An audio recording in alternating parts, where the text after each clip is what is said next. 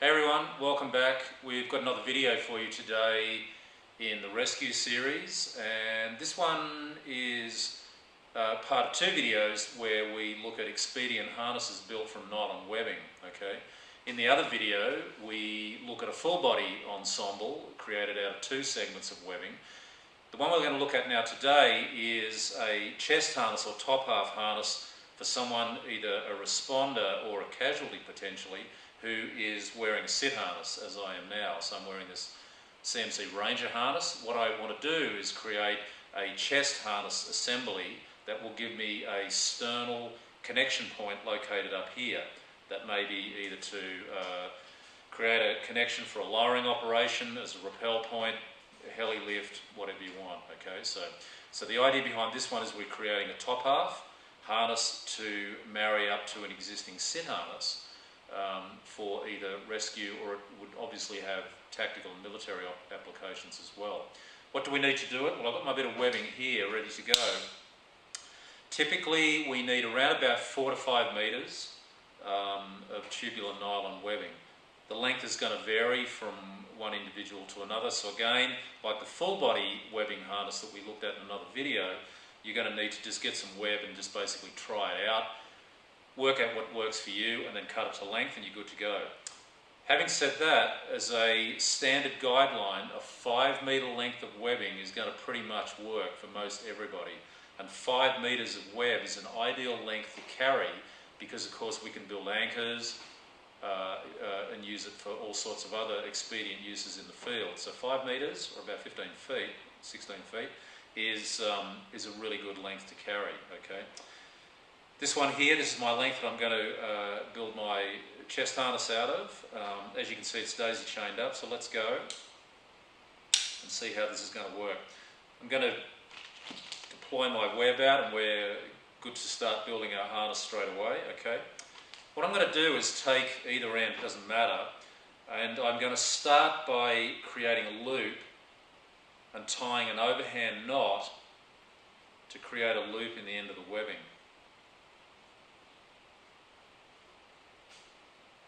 So it's nothing more complicated than that.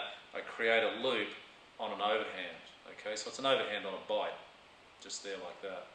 Alrighty, I'm going to take the knot. It's going to sit just here, and of course this loop, the front portion of that, as we'll see in a moment, is going to wind up being the connection point that I want to generate. Okay, so I'm going to take the webbing, I'm going to pass it around myself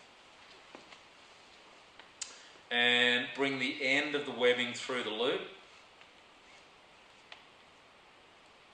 Like that. I'm going to trace that all the way through so it sits in front of me like that. Now there's a couple of key points in building this ensemble. This is the first of them. Okay, I want to set the loop nice and high. It wants to be right up high on your chest like this, not around your waist. The danger in building it down here and then trying to move it, of course, it's going to constrict your ribs. Because typically that's going to be a shorter loop than it is once you get it up around your chest like this. So we need to set it right from the get-go up quite high up here, and just make it so that it's snug. If you're having trouble breathing, it's probably too tight, okay, but it shouldn't be falling down constantly either. So that's set pretty snug for me there. I'm going to lock that in position by taking the webbing, coming around the long segment, and I'm basically going to tie an overhand knot just here. So I'm going to run that through, knit that up nice and snug, and I lock it in position with an overhand, and it should sit there on its own if you've got the right tension. But like I said a moment ago, you should still be able to breathe, alright? So there we go. So we've got stage one locked in position there. What I'm going to do then is take the long segment, pass it over my shoulder, and it's going to go either under or over the segment in behind. It doesn't matter which, as long as you go one or the other. So if I pass that through there and then bring it over my other shoulder, it should look something like this. So there we go, it's on a single loop, over, under, it doesn't matter which. That's going to give me a segment over either shoulder, obviously. Now we're going to take this one here. What I'm going to do is pass it through the loop or the bite that I created in the first instance here, so straight through there.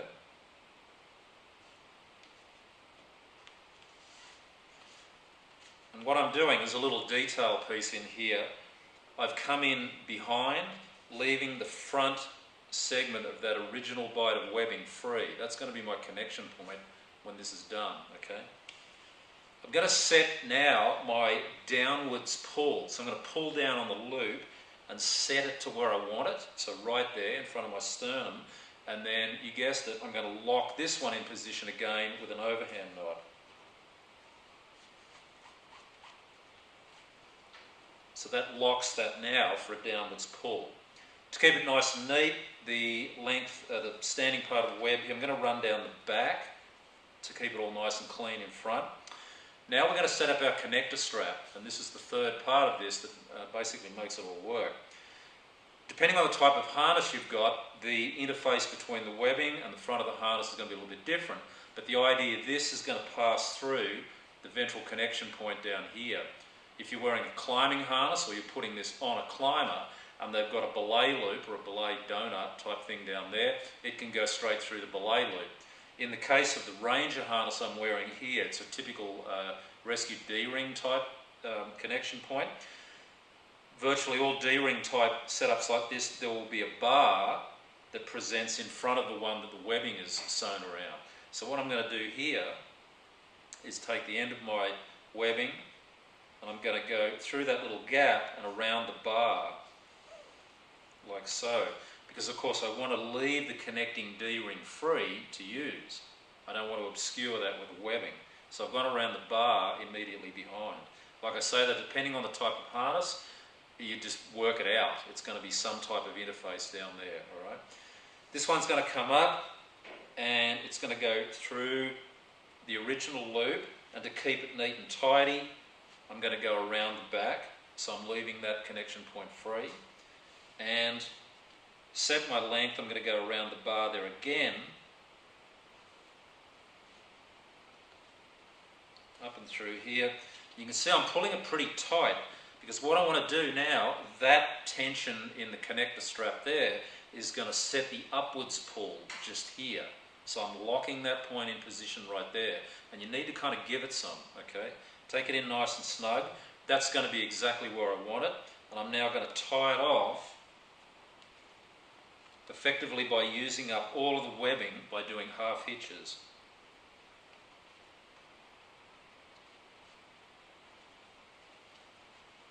I could probably get a third one there, but that's going to work just fine.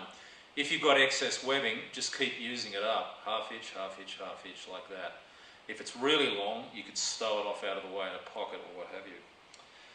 Alrighty, so now we're done. Okay, we've got length set for an upwards pull. I've got downwards here. And because each of these points are locked out with overhand knots, it means there's no sliding action, and they're not anything like a girt hitch or something that could pull and constrict.